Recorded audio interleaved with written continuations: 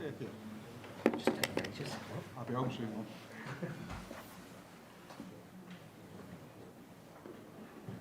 The first ones. Where's Vinny? Day off. Andy? Arne, it looked a very comfortable afternoon work for you. Is that how you saw it? Yeah, that's mostly because we scored an early goal. It's been a few times now that we played a home game that we conceded a goal in the start of the game. But I think today is the way you want to start the game. We were aggressive, dominant. For 85 minutes, they hardly have been on our half, I think. It is a counter-attack threat with the wingers they have and with Dilap. But we managed to control that so well because of the amount of work we've put in. Yeah, and in the end, of course, we're all a bit disappointed with conceding a corner, the first one this season. But for 85 minutes, it was almost a perfect performance against a team that goes to such a low block. That's not always easy then, but the way we did it for 85 minutes was really good.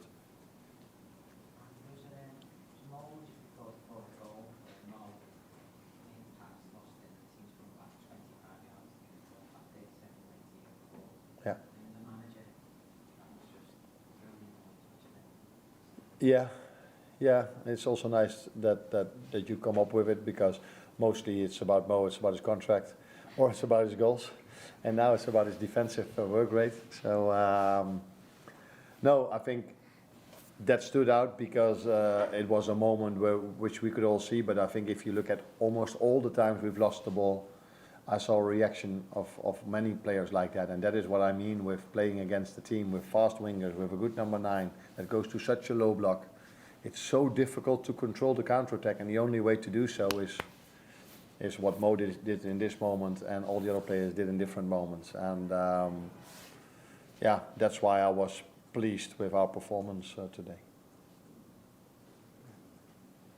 Hi, Andy. I just want to ask you about Dominic Soboslai line. At the start of the season, he was only having 1-2 shots per game. In the last 3 or 4 games, he's been having 5, 6, 7 shots per game. Is that something you said? Have you literally said to him, take more shots? I think that's the development the team is in, because when we played Brentford, we had 37 shots, a record in the Premier League for an away team. So and then because he's involved in that team, he will probably take a few shots then as well.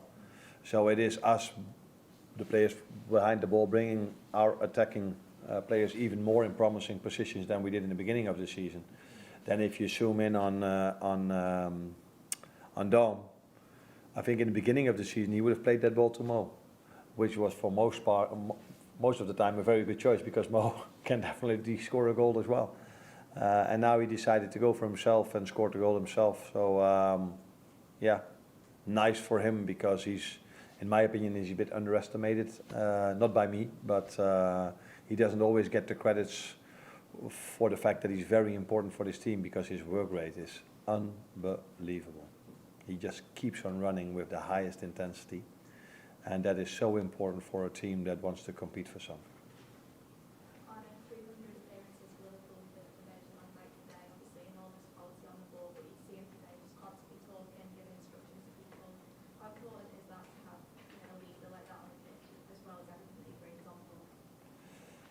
Yeah, if I have to make a list what Virgil brings to this team, then we can just go to the next press conference on Tuesday evening against PSV, because he brings so many positives to this team. Bringing the ball out from the back, defending, his composure is the right word. He's definitely a leader. As a manager, I haven't worked with a lot of players that can say that they are a leader, but Virgil is definitely a leader.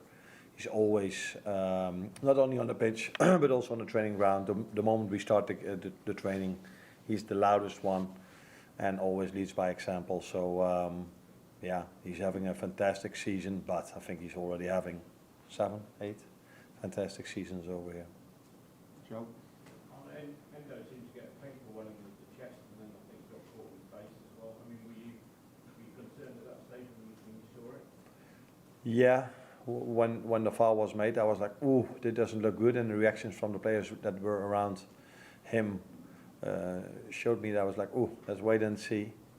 But after the game, you know, what is immediately during the game already, he shakes his head 1 or 2 times and just goes again. His mentality is unbelievable.